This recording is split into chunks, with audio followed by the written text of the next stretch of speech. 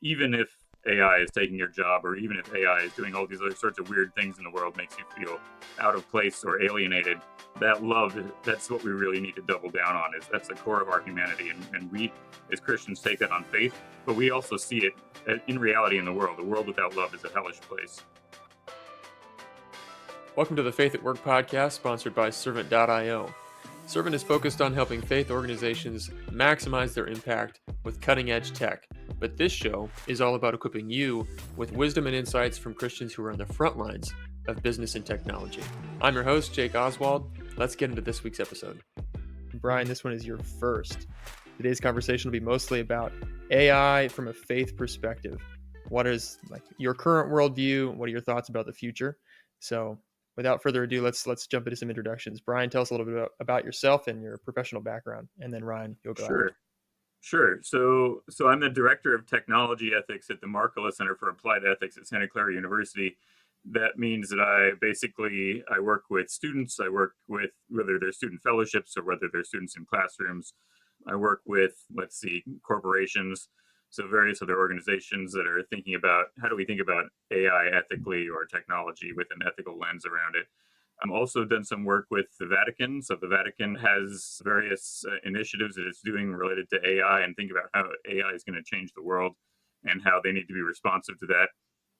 So I've been working on those initiatives, and there's just a lot of various little things here and there that I end up doing, largely centered around a lot of writing projects. So I do other sorts of academic things like publish stuff and write books and those sorts of things. Cool. Follow-up questions for you, but I'm going to hold on to them. Ryan, let's get your introduction first. Yeah, I'm the CEO of Bethel School of Technology and president of Bethel College. We're based out of Redding, California. Bethel Tech is the first online Christian coding bootcamp, and I think it might still be the only one. We're about 7 years in, and last year I published a book called The God of Tech, Modern Technology, Its Divine Origin, and Activating the Next Great Move of God Through Spirit-Led Innovation. Right on. We're in good company. All right, Brian. Yeah, that sounds fantastic. The first question I have for you is already one I didn't have written down. One doesn't just stumble into the sort of work that you're doing right now. That's a very niche career path. So tell me about the background. What got you into AI? How'd you land in Santa Clara? Sure. So this is a long story. So I'll try to concentrate on the highlights. So I was raised in the San Francisco Bay Area, just south of San Francisco. My dad was agnostic/atheist. My mother was a non-practicing Catholic. So I was basically raised without any religious perspective. But I got sent to a Catholic high school, which was a really good experience for me. It's planted a lot of seeds. So then when I went to college, I got into college and had an existential crisis, not knowing what am I supposed to do with life? Why are we here on earth? Those sorts of things. And luckily there were Christians around who were smart Christians, and they started answering my questions. And so during college I converted, and then my wife and I got married right after college. We joined a volunteer organization that took us out to the Marshall Islands. So it was Jesuit Volunteers, which is a Catholic volunteer organization that basically places people into various educational places in other countries so they can act as teachers there to kids who need teachers. So we were sent out to the Marshall Islands in the middle of the Pacific Ocean. The Marshall Islands is really far out. If you go from California to Hawaii and then go that same distance again out in the middle of the Pacific Ocean, that's where the Marshall Islands are. And they're still really far away from the other side of the Pacific Ocean. The ocean's really big. That's something I figured out when we were out there. And the Marshall Islands are interesting because they were used for nuclear weapons testing after World War II. The United States took them away from Japan. They were very happy to be liberated. But then the United States said, hey, can we take a little part of your country and just test some things on you there? And they said, sure. So the U.S. evacuated everybody from that part of their country and then blew them up, and they're still radioactive to this day. And then with all sorts of other things, it just got me really interested in the ethical impact of technology. So that was what got me turned in that direction. Then I went to graduate school. I got my PhD in ethical issues related to technology. And then I always figured I was going to be maybe teaching in a theology department or something like that. but it was the engineering school at Santa Clara that said, "Oh, we need someone here teaching ethics." And I said, "Okay, I'll do that." And that's basically how I got started to working specifically on technology ethics. I had that as a kind of the big picture thing that I was doing, but actually getting into the concrete problems of how do we think about ethical issues in technology from an engineering perspective was something that I picked up when I was at Santa Clara, and I've been doing that ever since. That was 11 years ago. Okay. Okay. And you said you're the director of this sort of like department on ethics. Is that right? At Santa Clara? So I run a program. The Santa Clara has on campus, we have a couple different centers that are like academic centers that get stuff done. And the Markkula Center is specifically on applied ethics. So that's the umbrella institution that I'm a part of. And then within that, I work specifically on technology ethics. So anything that has to do with technology, but particularly stuff having to do with AI or space, or because I wrote a book on ethical issues related to space, which Hmm. I love that book. I'm finally going to get to teach a class on it too, so I'm happy about that. And then also all sorts of things related to the actual implementation of ethical thinking in organizations, so technology companies and places like that. I was reading a little bit about this before our call, and I noticed that you're saying you help organizations to make sure they're not going to inadvertently make ethical mistakes with the technologies That's that the they hope. develop. So tell us about, like, if I were to start a company, what are some common mistakes in my ignorance that I might be making ethically? Yeah. So first of all, there's a ton of them, and they tend to vary a lot depending on what kind of organization it is. But if you're in a startup, one of the things is there's a constant need to make money, right? You have to make enough money to make sure your company doesn't go belly up.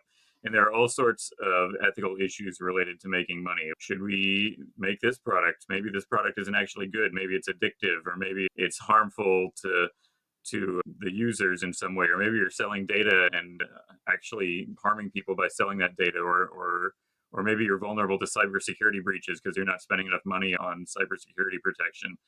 So there are all sorts of ways that companies can go wrong, especially when you have this condition of being constantly strapped for cash. Hmm. If you don't have the cash, then there are a lot of things that could be pretty important that might get laid by the wayside that you just stop thinking about. You can lose sight of the big picture and the important things when you're very focused on small details, especially in that high pressure environment.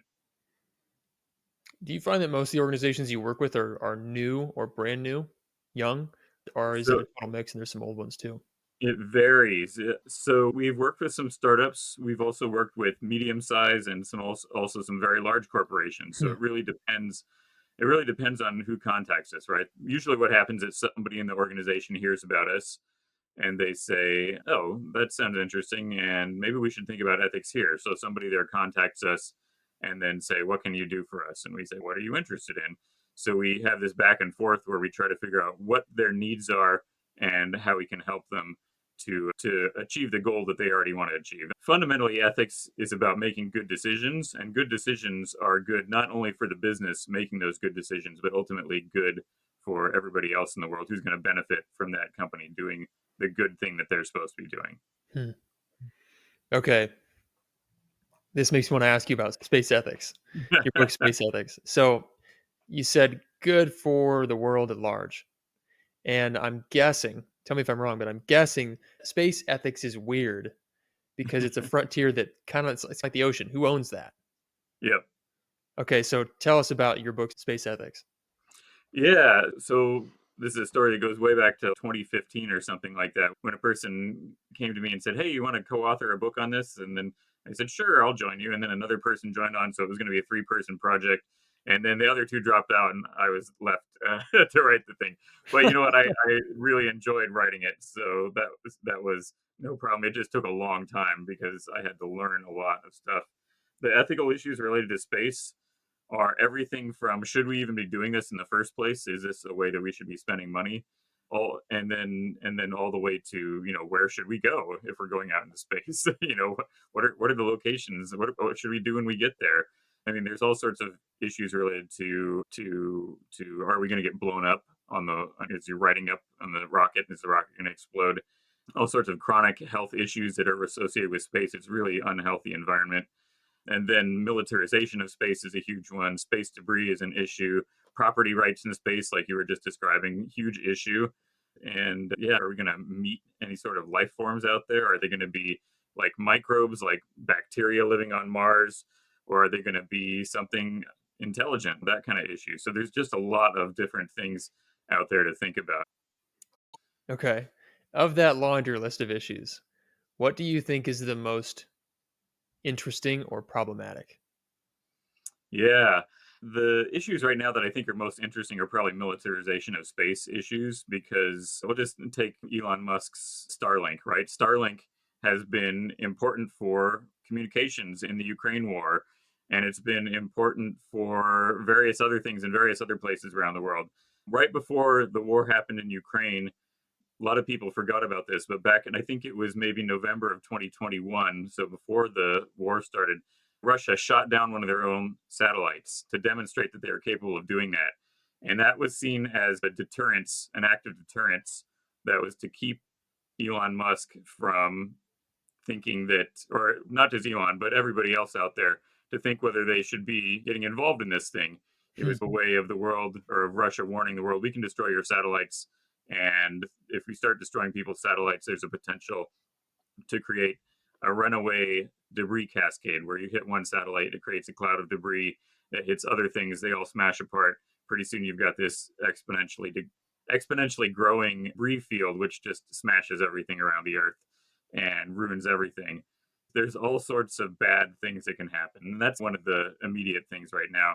Normally, we don't think about communications as being a military thing, but under certain circumstances, it is. It gets used in war, just like GPS was invented by the military, even though we all use our cell phones right now just to drive around.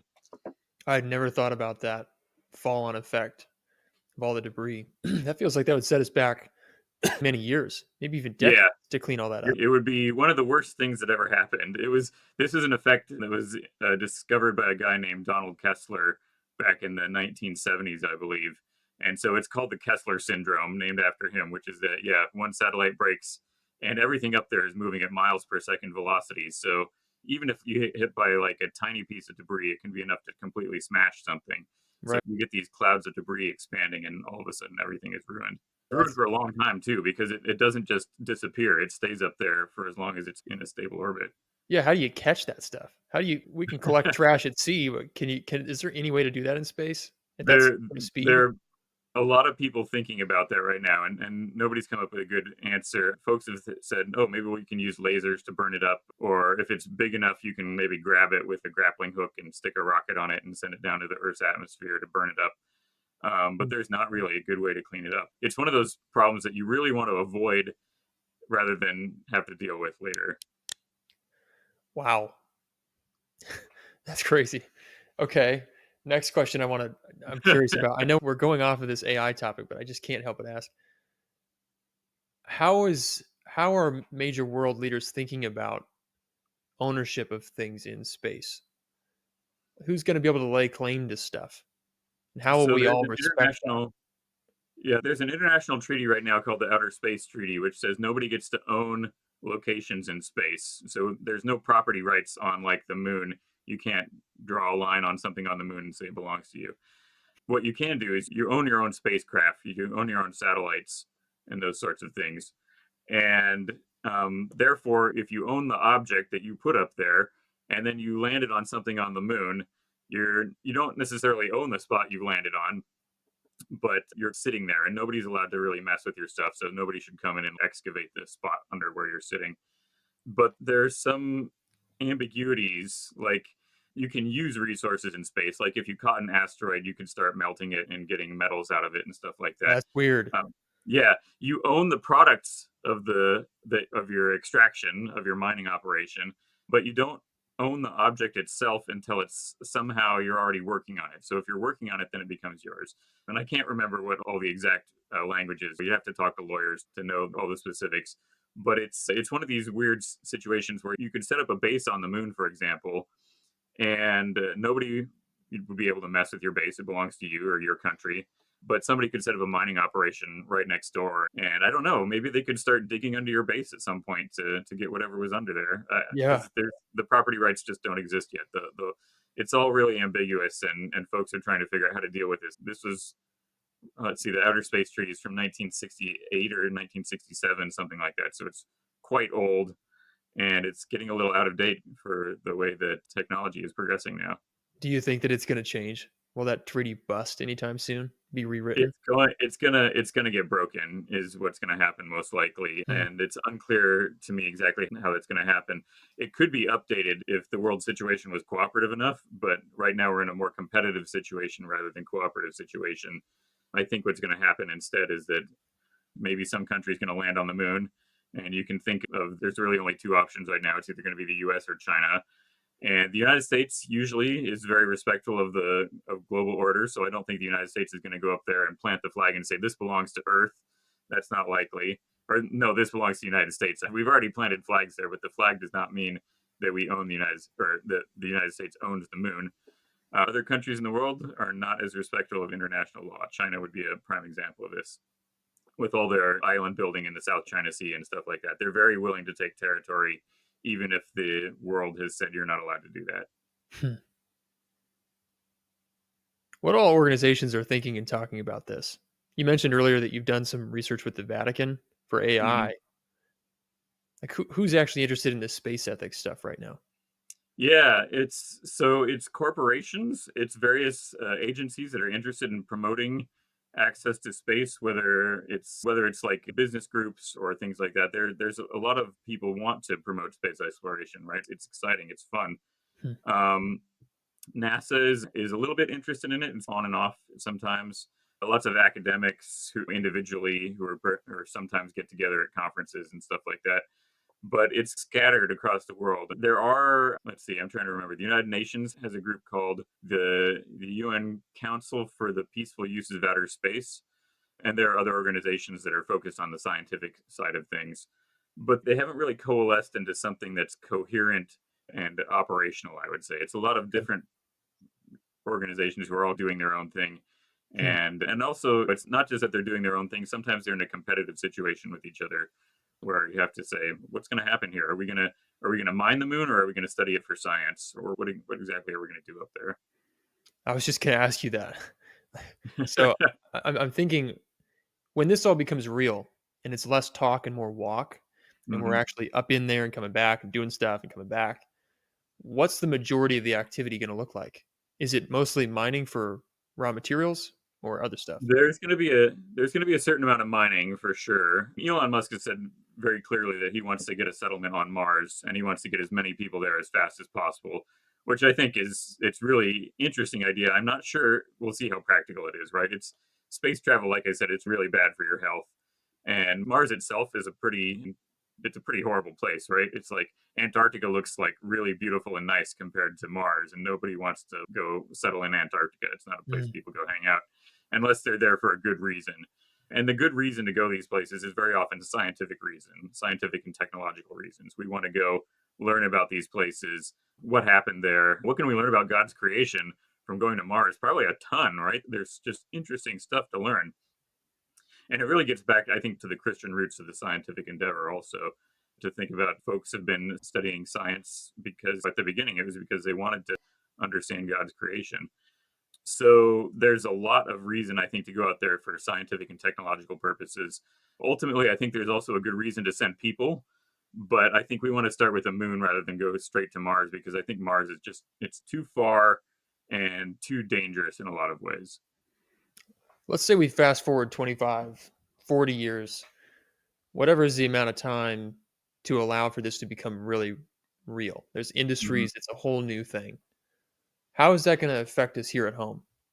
How will that change our daily life? Yeah, it's an interesting question. I think there's a lot of geopolitics that goes along with space exploration. So it depends who's doing it, right? If it's the United States or the Western world on one side, and then the Russian Chinese axis on the other side of looking at things, then it's going to be a question of who's there. Is it going to be both blocks that are represented, or is it just going to be one of them? Hopefully, the United States stays competitive here, because if we're not, then we're I think getting into a bad position. But so, in terms of how it affects your daily life, it could affect geopolitical stuff. What's the situation with war and peace here on Earth? Or Hmm. is it going to be, and yet we're living in that situation right now. So maybe it's not that different, actually. there's just a lot of ways that things could change, right? If something like that debris cascade happens with satellites around the Earth, then we're shut off from space. Then we can't get through anymore. We're just stuck here on Earth. So that would be terrible. And in that case, space becomes something that we have to wait out for a while, unless we figure out how to clean the thing up again.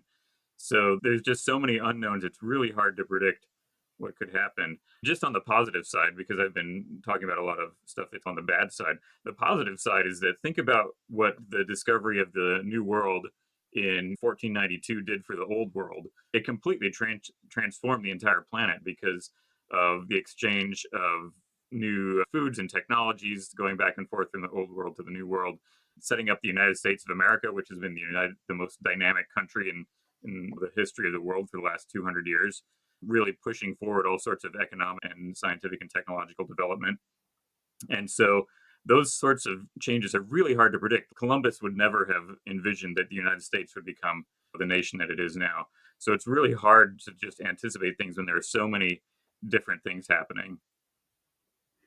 Okay. Now I have a Stitch question. We're going to blend some topics here. Most of the calls that we've been having so far are about AI. And the reason why Ryan's on the call is because he runs this school that helps people to get into software development as an industry. That's a great thing for a lot of people who might be working in industries that aren't paying as much as they hoped, or maybe there's a low ceiling, or there's not a lot of a career path. And they see this new industry boiling up and they say, I got to pivot into that. That's the future. But space is kind of that too. Maybe that's another avenue here. If you're interested in space, fast forward 20 years, there'll probably be a whole bunch of jobs there, maybe a lot of money to make and fruit to bear for your family, that kind of thing. Mm-hmm. If you wanted to get into the space industry, what's the sort of schooling and training and experience that you should be developing? And is there a connection here to a boot camp? Is that relevant to you? Absolutely, I would say so. What the true revolutionary thing about Elon Musk's SpaceX corporation is that they figured out how to land the rockets again, right? The fact that they're reusable is solely because they have the right programming technology to make that happen. You need to keep something stable when it's in an extremely unstable situation. And that requires all sorts of integration of sensors and propulsion and just so many computerized things going on there that it's impossible to keep track of them all. For a human, but not for a machine. And so if you just think about the way that programming is related to that, it's really important. And as we go further out into space, computers are going to become even more important because once again, everything up there is just moving so fast. There's so much energy involved and distances are so vast, like even a tiny little mistake leads to you ending up in the completely wrong spot. So you need to have that calculational ability to get where you're going, and that requires computers. And so all the stuff that Ryan is doing with his school, I think, is exactly the kind of stuff you want to be thinking about if you want to actually make these things happen. Ryan, have you ever had any students that have expressed an interest in this sort of world? Yeah, we have. And it's interesting. I love this conversation. And I have some questions for Brian as well. But I do think one of the things I was thinking about as Brian was talking about space exploration and the geopolitical avenue, it seems like there's these kind of moments in history where it kind of ebbs and flows. 1957, kind of in the middle of the Cold War, you had the Soviet Union send Sputnik into outer space, and just the reverberations of that from a cultural standpoint. I think it was Eisenhower at the time that set up the National Defense Education Act in 1958. And it's fascinating to me. I actually talk about it in the book from a context of what is our origin story. And I love what Brian talked about, where if you're studying God's creation, it's an invitation to know Him. And I think science in its purest form is the study of creation. And I think we see that in the infinitesimal with the subatomic particles that are associated with quantum computing. And then we see it through the expansion of space exploration. And even I'll tell you, Brian, I have a friend who worked on developing the International Space Station in the early 90s. He was with Boeing and contracted out with NASA. And he is working with a number of PhD scientists at NASA. I don't know if you know who John White is by chance. Have you come across that name? Okay.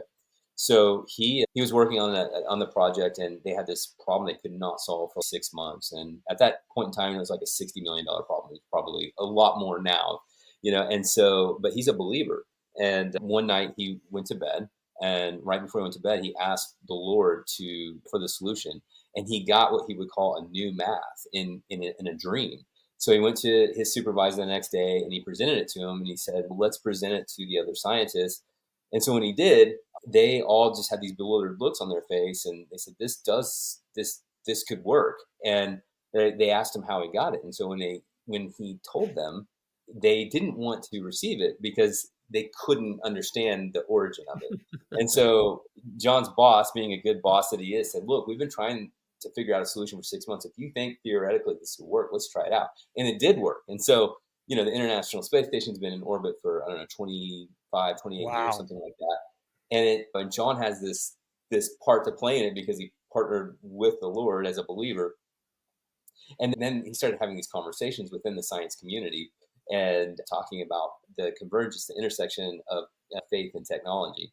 And I think there's a couple of things there. One, just to go back to the point of in the late 50s and then early 60s, you had President Kennedy make his famous speech in 62 that we would put man on the moon by the end of the decade.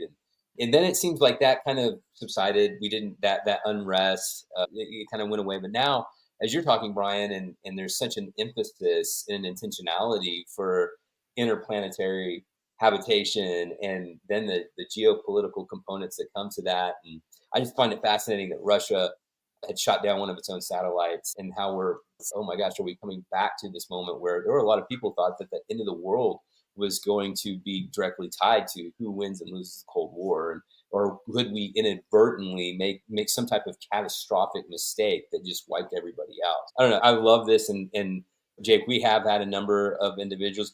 Oftentimes it's younger people. And so I'll direct them to institutions that are at the forefront of this. But the landscape of education and what is needed is constantly evolving. So even AI and some of the things that we're going after now when we started it for software development, because that was the market demand, it's pretty exciting. But I had a question for you, Brian. I love your background and I love that you focus on ethics.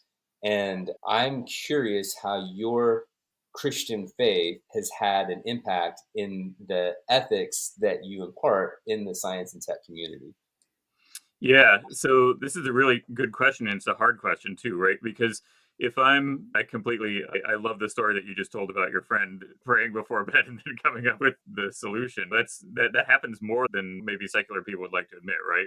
Which is that, oh, actually, divine inspiration might be a real thing, and amazing stuff gets developed that way. There are lots of other historical examples of that in the history of science and technology, where somebody prays to God and then gets the solution to their technical issue. And they show up. I just want to give one little story and then I'll come back to what you were saying.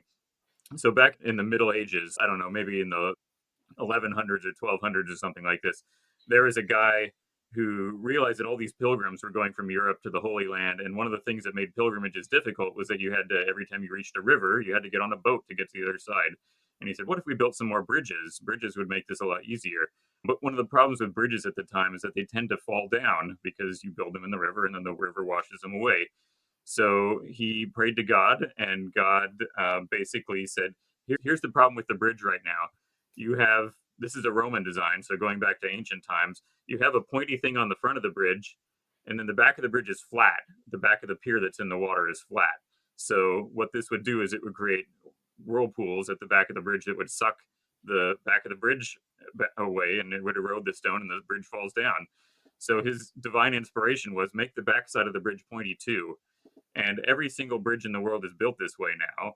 It would be really silly to do it the other way because the old way did not work. Eventually, the bridge erodes and it falls down. If you go to Rome, you can see bridges that go back to Roman times, and they are flat on the back and they're pointy on the front. And you say, okay, this bridge was built by the Romans. And then if you see a bridge in medieval times, it'll be pointy on the front and pointy on the back. And those bridges, they're much more effective design. The Italians have kept repairing the old Roman bridges to keep them the way they are because they're Roman. You're not going to change their design. They're historical. But once again, nobody chooses the old design when you have a better one. And if divine inspiration makes it possible, then go for it. Stick with it. Let's see. Now I'm blanking on what your question was a minute I was ago. just asking how your Christian faith impacts how you Okay. incorporate ethics into technology and Right. science. Okay. So basically, I have to speak two languages. Half the time I'm speaking secular engineering ethics, and half the time I'm thinking in terms of Christian ethics. What's the tradition that's been handed down to us? What's valuable about that? And luckily, there's tons of resources about this, right? We have not just Christian theology, we have Christian philosophy that goes all the way back to Paul talking to the Athenians. So we have these connections that we can build. And speaking these two different languages, I think, is something that we can get better at too, right? It just takes practice. If you want to talk about the dignity of the human person or something like that, and the fact that Jesus' incarnation, the incarnation shows the blessing of the human body and all these sorts of things, that's fantastic. That's great for talking to other Christians. They'll understand it. And Christmas is coming up, and the entire year has these kind of incarnational aspects to it. But if you want to talk more in terms of how do we do this, how do we communicate with other engineers about this, you say, what are human rights, right? We can think about what human rights are we protecting when we protect data, for example. That data is a very concrete thing about human persons. And if you want to respect someone's dignity, you need to protect their data at the same time to make sure that their data, which is a representation of them, it reflects them, and it also potentially puts them at risk or in danger. You need to be caring in the way that you're treating each other. So it's a matter of just choosing the right words to make the argument in. And I think one of the good things about Western culture is that Western culture is extremely influenced by Christianity. And so the values, the fundamental values are still there in terms of respect for human dignity. But if you try to make an argument like this with a non-Christian culture, so somewhere else in the world, this idea of respecting human dignity is, we don't care about human dignity. Go to a communist country, right? Human dignity is not a thing there. They might give lip service to it, but they're never going to actually be protecting it in the way that Western countries typically have. And of course, everybody falls short of the ideal. But if you're gonna try to make an argument in a completely different cultural context, it requires even another level of translation, translating it more into their terminology so that they can understand it.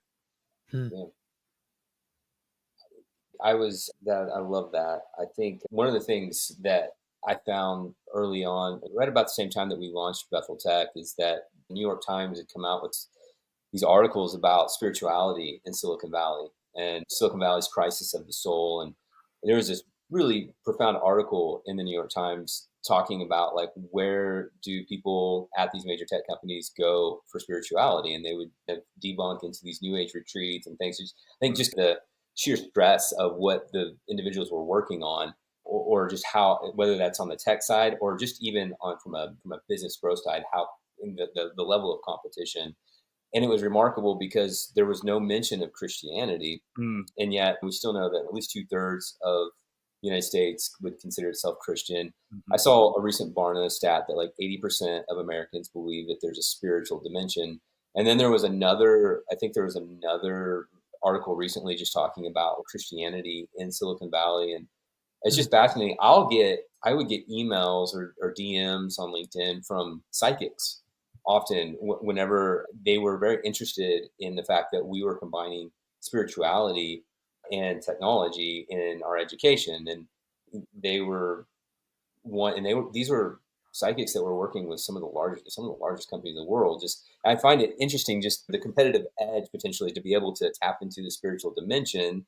And I do think even like science, as these scientists are exploring in space or whatever, like there's a level of just like defying all the laws of physics and what we can comprehend with the human mind. And it does open the door to this notion of, is there something else out there? That is there, like, it does push us toward, like, why are we here? What's our origin story? And I do think even just going back to that, the national, I guess this bug that keeps going out. I'm not crazy. But even one of the things, the consequence of the National Defense Education Act, which I think was wonderful. I mean, we had to keep up, but I think the unifying principle of biology that was established in the public school system in 1958 was evolution. That we're this fortuitous concourse of atoms that happened from something that happened billions of years ago. And I don't think it was coincidence that 4 years later that prayer was taken out of public schools. Now, I'm a firm believer in separation of church and state. I don't think that any type of faith should be forced on anyone. It ceases to be faith. It ends up becoming a religion, which is a man-made construct. However, I can't deny the fact that those two things feel like they're interlinked. And I do think that there is this call back as we are studying creation or moving down science in a humble kind of posture of, I would just say that I think that there's a move of God that's starting to take shape in the science and tech community. We're starting to see, even on a Christian landscape in the valley, how more and more people are being drawn to the notion that you've got this you've got this creator of the universe, and that his invisible attributes can be clearly seen in the works of creation. And so I don't know. I love what you're doing, and the fact that you're sitting in this world of knowing your origin story, your Christian faith, and how do you interweave that into the ethics, knowing the language, almost like Daniel and the Babylonians and the Chaldeans, like learning the language of the Chaldeans, but being 10x wiser because of the source and your connection with the Lord. I love, that's a little bit of a rant, but I love what you're doing and what you represent. I think we need more Bryans in that community. And one thing I would say is that I think that the world needs this integration, right? I think in the Western world, we've gotten too used to the idea that state and religion are separable. And like you were just saying, I'm not disagreeing and saying that we need to have a mandatory state religion or things like that, because that's pretty bad in a lot of the places where people practice that sort of thing. And the United States definitely benefited from accepting everyone around the world. But at the same time, if you start pulling them apart too far, then you forget your foundation. You end up knocking the foundation out from under your own building, and then you collapse. And this idea of that sort of mistake is a mistake that I think we're wandering into now. And I think it's also, a lot of people have noticed this, and they've started actually, I think, started trying to deal with this, which is that, oh, we need to have some sort of revival, which makes us recognize that this idea that humans have dignity is actually a statement of faith. It's not an empirical fact that you can go out there and poke someone and discover dignity in them, right? This is something that you have to take as an article of faith, which is that humans are worthy of dignity and respect, and we're going to treat each other well because of that. And whether you say we're going to ground that in Christianity, or we're just going to take it as an article of faith and not know where it comes from, as long as it has the same effect, that's good. But it's not necessarily always going to have the same effect if it doesn't have the foundation to it. So there's a lot of work here that Christians, I think, have been taking for granted, and for that matter, everyone in the Western world has been taking for granted, right? The belief that the foundation is going to be there. But the foundation erodes over time. It has to be reinforced all the time. At this point, maybe we think about cultural technological innovations, right? Which is that just to keep your bridge from falling down, you reinforce the bridge so it's built in a certain way and doesn't erode so easily. This is the time for us to be thinking, ultimately, what Christians are is we produce culture. This is what we are. We are people who produce a culture that works fundamentally. And the reason it works is because God said it would work, right? It's a form of technology in that way. And in practice, it works. So why would you move away from it? But it's so easy to forget or to not pass on the knowledge to the next generation. We really need to be emphasizing, once again, to our kids, to anyone we meet, strike up the conversation when there's an opportunity, and really not hide it. When I'm teaching my classes at Santa Clara, I'm teaching graduate engineering students, and they are mostly from India and China. And I will explain to them various ethical concepts, get stuff all the ethical concepts in there that I can. We only have 10 weeks, it's a short quarter. And I don't hide from them the fact that I'm Catholic and that I am thinking about working with the Vatican about these issues, or thinking about what this means from a spiritual side of things. What does AI mean spiritually? What does it mean that we can take our intelligence and externalize it from us and put it in an object outside of ourselves? That's pretty weird. What's the meaning of human life, especially if we can if the meaning of life has something to do with intelligence, and then we take the intelligence out of our heads and put it externally? Does that mean that we don't have meaning anymore? Or does that mean that humans are useless now? We've built something better than us at thinking, quote unquote? Then it raises these kind of fundamental questions. And that's when Christianity really needs to step in and say, hold on a second, God is love, and we're made in the image and likeness of a loving God. Intelligence is not the only thing. Yes, God's very intelligent. Yes, humans have a certain amount of intelligence. That's not the only thing special about us. What's special is our ability to love and care for each other in addition to our intelligence. And if we forget that side of us, then everything falls apart. The world collapses. And this kind of fundamental understanding that God is both logos, that divine word that orders the universe, and also love at the same time. I think that's the tension that Christianity needs to keep in mind when it comes to these kind of new technologies, in particular AI. But also the world needs to hear that, right? This is not true only for Christians, it's true for the entire world. And they might have a different way of interpreting it or understanding it.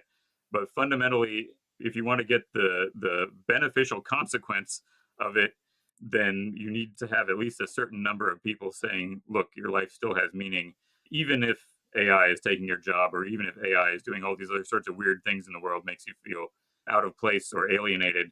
That love, that's what we really need to double down on. Is that's the core of our humanity, and we as Christians take that on faith, but we also see it in reality in the world. A world without love is a hellish place.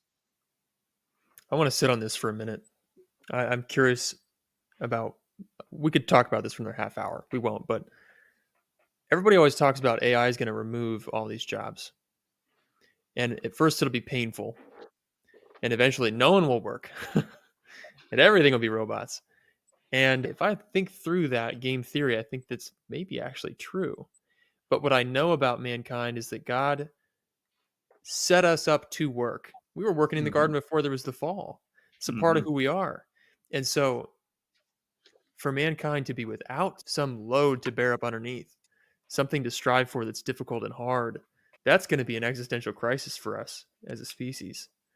And so you're saying, like, hey, man, the difference here is that although AI maybe can rival us with regards to its intelligence, but it can't rival us with regards to its love. That Mm-hmm. still feels like a gap to me because we have all the incentives to just let it do the work. So, do you, when you think about the future, is your worldview like it's going to be bad? I don't know how, I don't know where this is going to go, but I don't think it's going to be good. Or do you feel like there's actually a way that this plays out beautifully? There is a way that it works out, but it requires Christians doing a lot of work. All right, let's talk I'll put about it it. that way. What does that look like? So What do we got to do? yeah, so part of it's emphasizing that love is work, right? And so if what are the two great commandments, right? Love God with all your heart, mind, and soul, and love your neighbor as you love yourself. That's work. That's not easy. Hmm. Um, and whenever we see work like that, we need to think about what is the core aspect of this work that we need to get done, and what is the kind of stuff that's not the core that maybe AI can help with. For example, if you're trying to, let's say you're trying to do some sort of job, I don't know, working in a nursing home or something like that. I spent a fair amount of time in a nursing home because my dad was in a nursing home for a long time. And if you replace all the human staff in the nursing home with robots, the nursing home might run more effectively, but it probably becomes a more hellish place as everyone there feels abandoned, like nobody cares about them anymore, and that they've just been stuck in this place waiting to die, which is what a nursing home can feel like if you are in one that's not being run very well. What we want to have is we want to get the benefit of the robots helping people, if that's what we can get in that situation, without the people feeling like they're cut off from other human beings and from the love that ultimately sustains the world.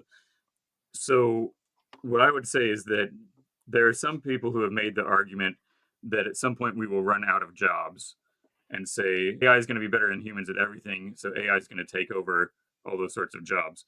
AI is not going to take over you calling your mom on the phone to wish her Merry Christmas or to wish her a happy birthday or going over to a party, a Christmas party or a birthday party or something like that.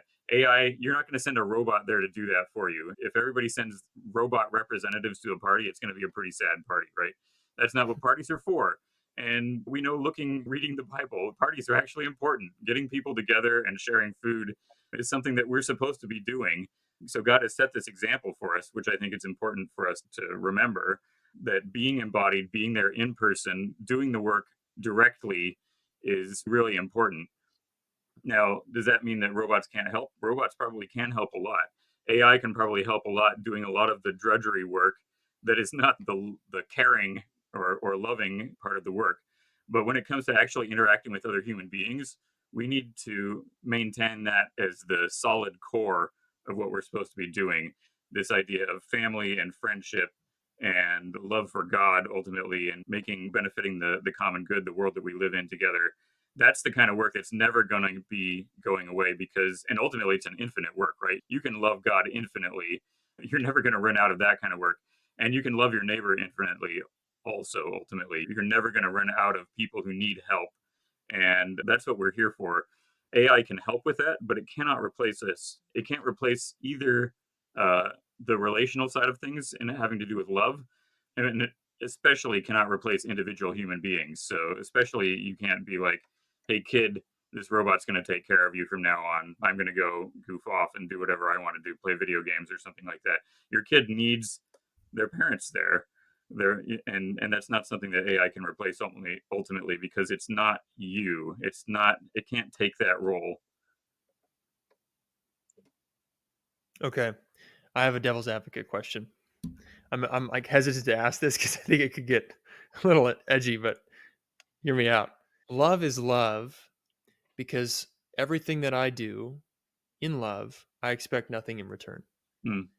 If I expect something in return, that's not love anymore. There's no Mm-hmm. self-sacrifice in that. In our current economy that we've had for millennia, I do things I don't want to do to make money, right? If the work that you're saying is left will be love, and that's hard, but it can't be that I get paid for it or that makes it not love, then the only way I get paid is probably something like universal basic income, UBI, right? And that feels to me like now we have a really big incentive problem Mm. because I'm getting paid to do nothing, and I must only be compelled out of the goodness of my heart to go love, to be of service to the world. We could think of a few examples that doesn't qualify for, such as your nursing home thing, but many things won't qualify there.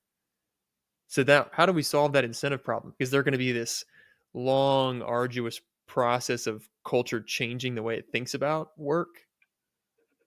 Or is this going to be a real issue? So that's a really great point, which is that the highest form of love is a sacrificial love for when there's no remuneration involved in that. You're exactly right. If you're getting paid to love, then it's not love, right? That's not what it is. So then, how do we actually run the economy?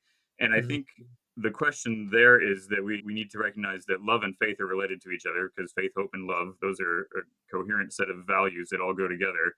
And economics are something slightly separate, and we don't want to mix them up, right? We don't want to mix them. Anytime where you start mixing money and faith, hope, and love together, you're probably going to end up either fighting off corruption in some way or just wallowing in it. If you're not fighting it off well enough, you're going to be in a pretty corrupt state. Giving people money for nothing is not psychologically good because it makes them feel like they're not doing anything. So Right. people need to move away from an economic model of worth, which is that I am valuable because of what I do and contribute to society. Because, and I should say economically contribute, right?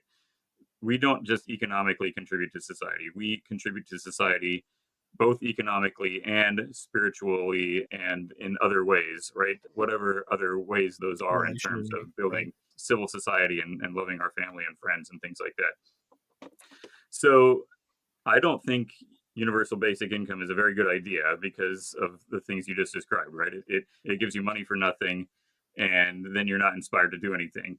Right. But there could be other ways to do this, right? Which is that you really incentivize becoming a teacher or becoming a coach or helping young people develop into the good people that they're meant to be. I think there are a lot of ways there so that you can economically value things that are not necessarily the core of the relationship, right? So a teacher student relationship can be either like, oh, I have to go to work today and I hate the students, or it can be, I have to go to work today, but I also love the students and that makes it worthwhile. And I Mm. still have to do a bunch of work associated with that, but I also want to make sure the students care about me. I'm not getting paid for the care, I'm getting paid for the end product at the end. And I think that coaching or community sports or all sorts of volunteering opportunities, visiting people who are sick. I mean, think of the Catholic Church has something called the corporeal works of mercy, which are things like feed the hungry, give drink to the thirsty, clothe the naked, all those other sorts of things. Those are things that technology can help with, but ultimately somebody's got to go the last mile to actually deliver it and make the people feel valuable when they're experiencing, right? If you're living somewhere and a robot walks up to you and throws a box of food at you, and that's a rotten feeling world, right? That robot just threw food at me and I don't feel good about it. But instead, if somebody knocks on your door and says, hi, how are you today, here's your food delivery, this is what Meals on Wheels does, right? They visit people who can't get out and make sure that they're getting food, and that's a lifeline for people. There are opportunities here to make sure that the economic foundations of life are met, and they're met in a caring way. And that human connection is really important for making that happen. I want to back up one step and mention something, which is that there are countries in the world, once again, other value systems like communism, where humans are not valued, and they're not valued intrinsically. They're valued only for their economic value. And we've seen this. Various regimes in the history of the world have killed millions, thousands, millions, tens of millions of people because they were not considered to be economically worth keeping around. Former Soviet Union, prime example of this, but also China not so long ago. And China, I don't think, has the guardrails against having it happen again either. They're just incidentally in a happier place right now. But if people lose their economic value, their instrumental economic value to a regime like that, the people become worthless. And that means that they're going to be vulnerable to being destroyed. So these sorts of mass murder type things are going to become options for places like North Korea and other countries that don't care about their own people. Whereas at least Western countries value human beings for something other than their economic value. That's going to be something that helps prevent our countries from turning into hellholes, which is something that is absolutely on the path forward. It's one of the branching paths we could take, is to say humans no longer have value and therefore we're not going to have people anymore. Now, backing up one step, we've also seen this in terms of people just not having children at all, right? Which is a different way of not having people in the future. So that's not a good solution either. We need to make sure that people recognize that human beings are the most valuable thing in the universe, other than God up there who's created everything. Like, the two jobs are love God and love neighbor. We need to have neighbors around so that we can love them. Yeah. It feels like all of these things we're talking about, the only panacea is the gospel. Yes. Yeah, it really is. We've gotten to this place in our culture right now where the core of the culture has come into question. And it's a question of, are we going to keep this core of our culture anymore, or are we just going to let it disappear? And now that the question has been raised, we need to answer it. And we've had the answer for a long time, but we've never had to actually answer it until now. Now we really have to answer it. As everybody working together, every individual has this question all the time as to, why should I be alive? Why should I be doing what I'm doing? But ultimately, now it's come down to the question of, why are any of us here? Is this worth keeping around? Or should we just replace ourselves with robots? Yeah, it's interesting. So I agree with you, Brian, and even going back to the concept of separation in church and state, and like my heart and desire is that people would actually like that there wouldn't be a separation, but there wouldn't be a force, there wouldn't be compliance or obligation, but an encounter with the love of Christ, that we see the fruit of that because people discover their identity in Christ. They discover their identity as God's son and daughter, and that he loves them dearly, and he made them on purpose and for a purpose, and he made them in his image. And so we know the Bible says that God is love. We have love that's inherent to our nature because he made us in his image. We also have creativity as well because he's creator. And so I actually think that in reference to the AI conversation, that I think that human creativity is going to be in high demand. And I think that we're even seeing this in the trades. As the baby boomers are moving out and retiring from things like plumbing and HVAC and things like that, it's actually Gen Zers that are taking the baton. And so many of them, if you interview them, they want to get their hands dirty. Like they want to create, they want to build, they want to do something. They want to steward, without them saying that. They want to steward what is like the soil. And then the other part of it too is you're seeing the younger audience, Gen Zers, they're actually, where we had this kind of influx of doing everything online church, they're wanting to be at church. They want the human connection. We have this inherent nature. And so I think I think that there's going to be more things that are built with the human hand, so long as we have that. We don't allow ourselves to just sit on our hands, but actually work with our hands. And then I think that what will happen is that what's going to come very obvious is that the need for contextualization as humanity, and those who are able to contextualize what they're doing, to be able to tell story, and pass that on from generation to generation. Even to Brian's point, it's very important that we continue to share this with our kids. And because if they don't know the story, then it doesn't take but maybe 3 or 4 generations to be completely removed from truth. If a seed of a lie has been introduced, and then it continues to be tolerated and accepted and then standardized. And so I think that I don't know. I think AI obviously is a great tool. I think that though more and more you're seeing, even in the same way that people are going back to wanting to purchase albums, even though we have every single album at our fingertips with Spotify, there's just something about the beauty and the creativity of building something with our hands that I don't think is going to go away unless we do go down this sterile society where the dignity of life is completely devalued and you're just cogs in a wheel of whatever economic growth it is. And so I don't know. I have a lot of hope though, because I think that there are going to be new things that arise, but it is important for us. And to your point, Jake, that it is the gospel that continues to go, because for is our Western culture, is the United States perfect? Absolutely not. But it was built on a probably the best foundation that any country has ever been built on. And to Brian's point, even though some people might not even attribute it to that, they're still speaking the same language. There's a common ground there that's built on these biblical worldview ethics. And I think if we can find that space, I actually think that's an open door to bring people to an encounter with the love of Christ.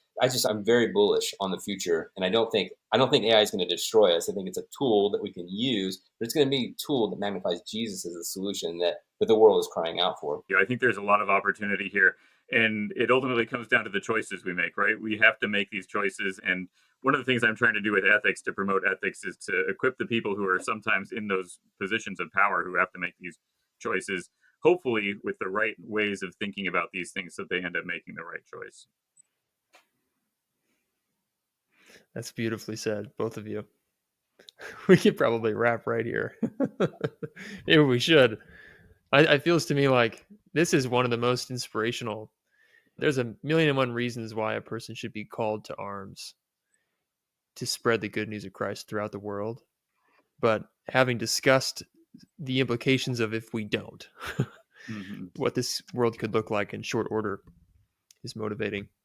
So thank you both for providing your insights, your outlooks on the future. This has been a really fun conversation.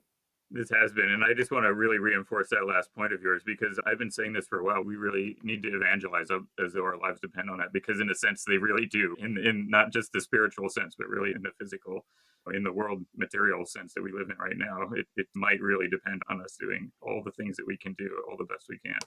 Yeah. Thank you so much. This has been a wonderful conversation. Yeah, thanks for joining us. Yeah.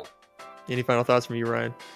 No, I just echo. I just loved it, and Brian, thank you so much. I loved everything that you shared, and I'll just say it again. We need more Brians in this space. So that's my prayer. So we're raising up the next Brian Greens, and you've got a group of spirit-led believers that are joining you and having these conversations that are building for the future.